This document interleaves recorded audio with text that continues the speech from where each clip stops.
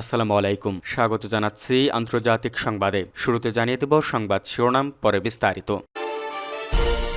প্রথমে জানিয়ে দেব বেইসানে গাড়ি চাপা ও ছুরিয়াঘাতে 2 ইসরায়েলি নিহত এবং 6 জন আহত। আরও জানিয়ে দেব খ্রিস্টানদের উপর হামলা, বড়দিনের ছুটি বাতিল, ভারত সরকারের নীরবতা কী বার্তা দিচ্ছে। এবার ইউরোপের উপর রাশিয়ার ছায়া, আবার বাস্তব হচ্ছে বড় যুদ্ধের ঝুঁকি। এদিকে নেতানিয়াহুর প্রতি হতাশ যুক্তরাষ্ট্র। সর্বশেষ জানিয়ে দেব ট্রাম্পের সঙ্গে বৈঠকে বসেছেন জেনোলস্কি। শুনছিলেন সংবাদ শিরোনাম, এবার বিস্তারিত। ইসরায়েলের উত্তর পূর্বাঞ্চলের শহর বেইসানে গাড়িচাপা ও ছুরিয়াঘাতে 2 ইসরায়েলি নিহত এবং 6 জন আহত হয়েছেন। গত শুক্রবার 26 ডিসেম্বর দেশটির জরুরি চিকিৎসা সংস্থা ম্যাগেন ডেভিড আদম এই তথ্য জানায়। ইসরায়েলি গণমাধ্যমের খবরে বলা হয়, হামলাকারী কয়েকদিন আগে ইসরায়েলে প্রবেশ করেছিলেন। পুলিশের তথ্য অনুযায়ী তিনি পশ্চিম তীরের কাবাতিয়া এলাকার এক ফিলিস্তিনি। হামলার পর ইসরায়েলি প্রতিরক্ষা বাহিনী জানায়, প্রতিরক্ষা মন্ত্রী ইসরায়েল কাতজের নির্দেশে কাবাতিয়ায় অভিযান চালানোর প্রস্তুতি নেওয়া হচ্ছে। সেখানে ধীর ও দ্রুত পদক্ষেপ নেওয়া হবে। সাম্প্রতিক মাসগুলোতে এই ধরনের হামলার ঘটনা একাধিকবার ঘটেছে। গত নভেম্বরে গুশ এজিওন এলাকায় একই ধরনের হামলায় একজন ইসরায়েলি নিহত ও কয়েকজন আহত হয়। খ্রিস্টানদের উপর হামলা, বড়দিনের ছুটি বাতিল, ভারত সরকারের নিরাপত্তা কী বার্তা দিচ্ছে। ভারতের বড়দিনকে কেন্দ্র করে বিভিন্ন রাজ্যে খ্রিস্টান সম্প্রদায়ের মানুষ গির্জা ও প্রতিষ্ঠানে হামলা চালিয়েছে হিন্দুত্ববাদীরা। এত ভয়ের মধ্যে বসবাস করছেন এই সম্প্রদায়ের মানুষ। কোনো কোনো রাজ্যে বড়দিনের ছুটি বাতিল করা হয়েছে। এসব নিয়ে লিখছেন অমল চন্দ্র। 25 ডিসেম্বর লেখাটি দ্য ওয়ারের অনলাইন সংস্করণে প্রকাশিত হয়। বড়দিনের ছুটি বাতিল কেবল একটা ছুটি বাতিল নয়, বরং এর পেছনে রয়েছে ধর্মীয় সংখ্যালঘুদের প্রতীকীভাবে বর্জন এবং তাদের ক্রমবর্ধমান নিরাপত্তাহীনতার এক গভীর চিত্র। ভারতের কেরালা রাজ্যের লোক ভবনের কর্মীদের বড়দিনের ছুটি বাতিলের সিদ্ধান্তটি কেবল প্রশাসনিক শিষ্টাচারের প্রশ্ন নয়, বরং এটি ভারত জুড়ে জনরোষের সৃষ্টি করেছে। লোক ভবনের কর্মীদের 25 ডিসেম্বর সাবেক প্রধানমন্ত্রী অটল বিহারী বাজপেয়ীর জন্মবার্ষিকী উপলক্ষে সুশাসন দিবস এর সরকারি কর্মসূচিতে উপস্থিত থাকতে নির্দেশ দেওয়া হয়েছিল। লোকভবনের এই বিতর্ক আরও তীব্র হয়, কারণ এর আগে তাদের সরকারি ক্যালেন্ডারে ফেব্রুয়ারি মাসের পাতায় ভিডি সাভারকারের প্রকৃতি দেখা যায়। বিষয়টিকে নিছক ঐতিহাসিক তথ্য হিসেবে না দেখে বরং একটি নির্দিষ্ট আদর্শ চাপিয়ে দেওয়ার চেষ্টা হিসেবে দেখা হচ্ছে। এ দুটি ঘটনাকে বিশ্লেষণ করলে বড়দিনের ছুটি বাতিলকে আর কাকতালীয় কোনো ঘটনা মনে হয় না। 25 ডিসেম্বর কর্মসূচিকে দাপ্তরিক রুটিন কর্মসূচি বলা হলেও এর রাজনৈতিক তৎপরতা এড়িয়ে যাওয়ার সুযোগ নেই। বড়দিন কেবল ক্যালেন্ডারের একটি তারিখ নয়, এটি ভারতের খ্রিস্টান সম্প্রদায়ের জন্য সবচেয়ে পবিত্র দিন। বিশেষ করে যে রাজ্যে খ্রিস্টান সম্প্রদায়ের মানুষ অনেক বেশি, সেই কেরালা রাজ্যে বড়দিনে বাধ্যতামূলক উপস্থিতির নির্দেশ দেওয়াকে নিরপেক্ষতা নয়, বরং সংখ্যাগুরুবাদী আধিপত্যের প্রকাশ হিসেবে দেখা হচ্ছে। এটি বর্তমানে ভারতের ক্রমবর্ধমান হিন্দুত্ববাদী রাজনৈতিক সংস্কৃতির একটি ক্ষুদ্র নমুনা, যেখানে জনজীবনে ধর্মীয় সহনশীলতা দিন দিন হারিয়ে যাচ্ছে। এই ধারাটি কেবল কেরালার সীমাবদ্ধ নয়, উত্তরপ্রদেশও যোগী আদিত্যনাথ সরকার ঘোষণা দিয়েছে বড়দিনে স্কুলগুলো বন্ধ থাকবে না এবং শিক্ষার্থীদের অটল বিহারী বাজপেয়ীর জন্মশতবার্ষিকী অনুষ্ঠানে যোগ দিতে হবে। খ্রিস্টান সংগঠন এবং মানবাধিকার কর্মীরা এর তীব্র সমালোচনা করে বলেছেন, এটি খ্রিস্টান সম্প্রদায়কে কোণঠাসা করছে এবং ভারতের ধর্মনিরপেক্ষ শিক্ষা ব্যবস্থাকে ক্ষতিগ্রস্ত করছে। কেরালার ঘটনাটি গুরুত্বপূর্ণ, কারণ ঐতিহাসিকভাবে এই রাজ্যটি সাম্প্রদায়িক সম্প্রতিক প্রতীক হিসেবে পরিচিত। অথচ এখানেই ইদানিং বড়দিনের উৎসবে বাধা দেওয়া হচ্ছে। বাড়ছে অনেক ঘটনা। ক্যাথলিক বিশপ ও বিভিন্ন ধর্মীয় সংস্থা সংঘ পরিবারের সমর্থকদের বড়দিনের প্রদর্শনী এবং ক্যারল সঙ্গীত অনুষ্ঠানে বাধা দেওয়ার চেষ্টার প্রতিবাদ জানিয়েছে। তাদের মতে এটি জনসমক্ষে খ্রিস্টান সম্প্রদায়ের উপস্থিতি কমিয়ে দেওয়ার একটি সুপরিকল্পিত উস্কানি। প্রতীকীভাবে একঘরে করার বাইরেও খ্রিস্টান সম্প্রদায়ের বিরুদ্ধে সহিংসতার পরিসংখ্যান আরও ভয়াবহ। ইভাঞ্জেলিক্যাল ফেলোশিপ অফ ইন্ডিয়ার প্রতিবেদন অনুযায়ী খ্রিস্টানদের বিরুদ্ধে সহিংসতার ঘটনা 2023 সালে হয়েছিল 601টি, আর 2024 সালে সেটা বেড়ে অন্তত 830টিতে দাঁড়িয়েছে। এটি গত এক দশকের মধ্যে সবচেয়ে। চলতি বছর কত হামলা হয়েছে সেই পরিসংখ্যান এখনও পাওয়া যায়নি। এসব সহিংসতার মধ্যে রয়েছে শারীরিক আক্রমণ, প্রার্থনায় বাধা, গির্জা ভাঙচুর, সামাজিকভাবে বর্জন এবং জোরপূর্বক ধর্মান্তরের অভিযোগ তুলে যাজকদের হেনস্থ করা।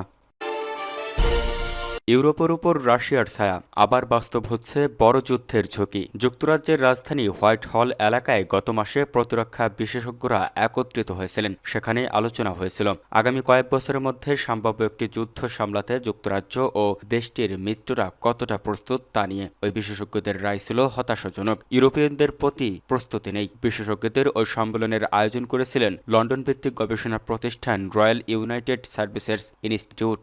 উপস্থিত ছিলেন সামরিক বাহিনীর বর্তমান ও সাবেক সদস্য, সরকার ও ন্যাটোর কর্মকর্তা এবং গবেষক ও প্রতিরক্ষা বিশেষজ্ঞরা। তাদের মতে ইউরোপের সঙ্গে সম্ভাব্য সংঘাতের জন্য প্রস্তুতি নিচ্ছে রাশিয়া। সম্মেলনে বিশেষজ্ঞরা একটাই সমাধান তুলে ধরেন, তা হলো যুদ্ধ শুরু হলে ইউরোপের জন্য জয় নিশ্চিত করতে হবে। এর জন্য ইউরোপের প্রতিরক্ষায় আরও বিনিয়োগ করা জরুরি। পাশাপাশি বিশেষজ্ঞরা সতর্ক করে বলেছেন, পরিস্থিতি সামলাতে মানসিকতায় বড় পরিবর্তন প্রয়োজন। দেশের মানুষদের জানাতে হবে ইউরোপের জন্য যুদ্ধের হুমকি এড়িয়ে যাওয়ার সময় শেষ হয়ে গেছে। রাশিয়া এরই মধ্যে পশ্চিমের বিরুদ্ধে একটি হাইব্রিড যুদ্ধ শুরু করেছে বলে একমত হন বিশেষজ্ঞরা। প্রমাণ হিসেবে তারা তুলে ধরে ন্যাটোর আকাশসীমায় রাশিয়ার যুদ্ধ বিমান ও ড্রোনের অনুপ্রবেশ, বাল্টিক অঞ্চলে জিপিএস জ্যামিং, অপপ্রচার এবং বিভিন্ন দেশের গুরুত্বপূর্ণ অবকাঠামোয় নাশকতার মতো বিষয়গুলো। যদিও এসবের সঙ্গে জড়িত থাকার কথা নাকচ করেছে মস্কো। কিংস কলেজ লন্ডনের রুশ রাজধানী বিষয়ক অধ্যাপক স্যাম গ্রিন বলেন, এসব হামলা ইউরোপে বহু মানুষদের দৃষ্টিভঙ্গি বদলে দিয়েছে।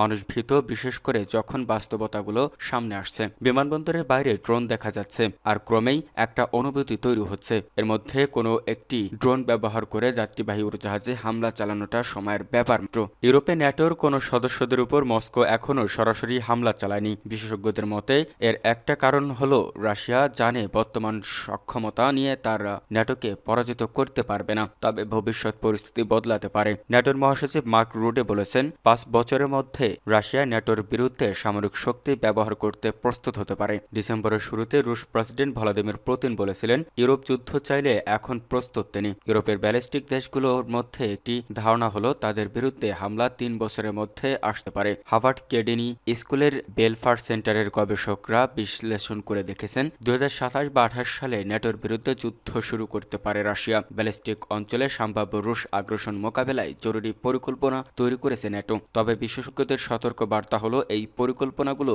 টেকসই নয়। আর ইউএসআইয়ের গবেষক জ্যাক ওয়াটলিং বলেন, একটি পরিকল্পনা আছে, কিন্তু সরকারগুলো তা বাস্তবায়নের জন্য প্রয়োজনীয় পদক্ষেপ নিচ্ছে না। গত মাসের সম্মেলনে যুক্তরাজ্যের জয়েন্ট ফোর্সেস কমান্ডের সাবেক প্রধান জেনারেল রিচার্ড ব্যারোস বলেন, যুক্তরাজ্যকে সশস্ত্র বাহিনী ও বেসামরিক প্রতিরক্ষা ব্যবস্থা শক্তিশালী করতে হবে। স্বাস্থ্য ব্যবস্থা, শিল্প ও অর্থনীতিতে বিনিয়োগ বাড়াতে হবে, যাতে দ্রুত যুদ্ধকালীন পরিস্থিতি মোকাবেলা করা যায়। বর্তমান গতিতে চললে যুদ্ধের জন্য প্রস্তুত হতে দেশটির প্রায় 10 বছর লেগে যাবে, কিন্তু হাতে আছে মাত্র 3 থেকে 5 বছর। শান্তি প্রক্রিয়ায় বাধা, নেতানিয়াহুর প্রতি হতাশ যুক্তরাষ্ট্র। গাজা যুদ্ধবিরতির দ্বিতীয় ধাপে যেতে ইসরায়েলের প্রধানমন্ত্রী বেনিয়ামিন নেতানিয়াহুর সঙ্গে মার্কিন প্রেসিডেন্ট ডোনাল্ড ট্রাম্পের শীর্ষ কর্মকর্তাদের মধ্যে টানাপোড়েন বাড়ছে। গাজা শান্তি প্রক্রিয়াকে দুর্বল করার আশঙ্কায় নেতানিয়াহুর ভূমিকা নিয়ে যুক্তরাষ্ট্রের কর্মকর্তারা ক্রমশ হতাশ হয়ে পড়েছে বলে খবর প্রকাশ করেছে মার্কিন সংবাদ মাধ্যম অ্যাক্সিওস। প্রতিবেদনে বলা হয়, মার্কিন ভাইস প্রেসিডেন্ট জে ডিফেন্স পররাষ্ট্রমন্ত্রী মার্কো রুবিও, ট্রাম্পের জামাতা ড্যারেস কুশনার, ট্রাম্পের বিশেষ দূত স্টিভ উইটকফ এবং হোয়াইট হাউসের chief of staff Susie Wiles সহ প্রেসিডেন্টের ঘনিষ্ঠ কর্মকর্তারা মনে করেছেন, নেতানিয়াহু চুক্তি বাস্তবায়নে ইচ্ছাকৃতভাবে বিলম্ব করছেন এবং গাজায় যুদ্ধবিরতি ভেঙে দিতে সক্রিয় পদক্ষেপ নিচ্ছেন। তবে একজন ইসরায়েলি কর্মকর্তা জানিয়েছেন, উইটকফ ও কুশনারের তুলনায় মার্কো রুবিও নেতানিয়াহুর অবস্থানের কাছাকাছি। হোয়াইট হাউসের এক কর্মকর্তা অ্যাক্সিওসকে ইঙ্গিত দিয়েছেন, নেতানিয়াহু কার্যত ট্রাম্পের মূল টিমের সমর্থন হারিয়েছেন। যদিও প্রেসিডেন্ট ট্রাম্প ব্যক্তিগতভাবে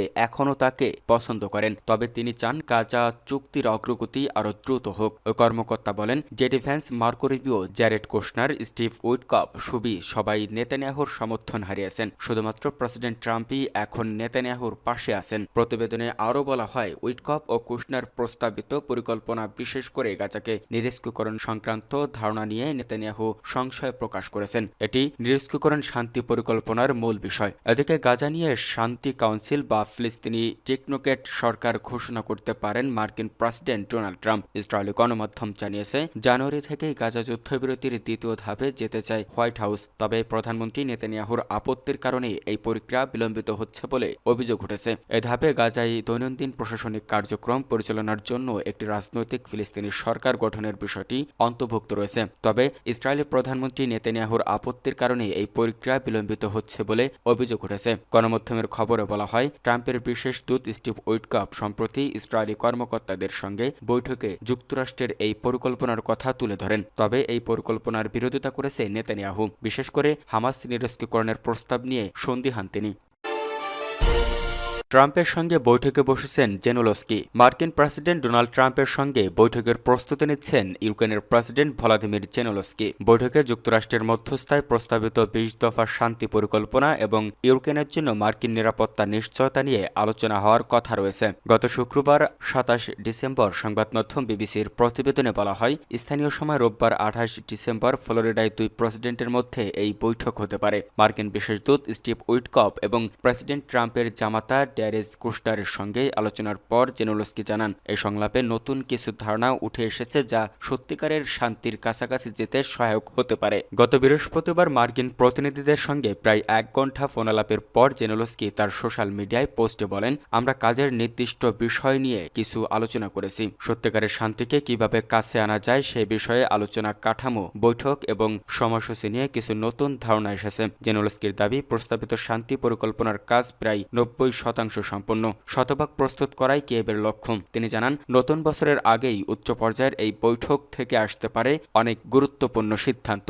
প্রতিবেদনে আরও বলা হয়, একদিন আগে ফ্লোরিডায় মার্কিন ও ইউক্রেনীয় প্রতিনিধিদের মাধ্যমে হালনাগাদ করা 20 দফা শান্তি পরিকল্পনা বিস্তারিত তুলে ধরেছিলেন জেনোলস্কি। এই শান্তি পরিকল্পনা নিয়ে বর্তমানে নিবিড় দর কষাকষি চলছে। এই পরিকল্পনায় ইউক্রেনের পূর্বাঞ্চল থেকে সেনা প্রত্যাহার এবং সেখানে একটি অসামরিক অঞ্চল তৈরির প্রস্তাব রয়েছে। যদিও জেনোলস্কি বলেছেন, যে অঞ্চলগুলো থেকে ইউক্রেনীয় সেনা সরে আসবে সেখানে নিরাপত্তার দায়িত্ব ইউক্রেনীয় পুলিশকেই পালন করতে হবে। পরিকল্পনাটিতে সবচেয়ে গুরুত্বপূর্ণ অংশ হল, যদি রাশিয়া ভবিষ্যতে আরও আক্রমণ করে তবে যুক্তরাষ্ট্র, ন্যাটো এবং ইউরোপীয় দেশগুলো সমন্বিতভাবে সামরিক জবাব দেবে, এমন নিরাপত্তার নিশ্চয়তা। তবে মস্কো ও কিয়েভের অবস্থানের ব্যবধান এখনও স্পষ্ট। জ্যেষ্ঠ রুশ কর্মকর্তা জানান, যুক্তরাষ্ট্রের সঙ্গে যে পরিকল্পনা নিয়ে আলোচনা চলছে তা ইউক্রেনের প্রস্তাবের সঙ্গে মৌলিকভাবে ভিন্ন।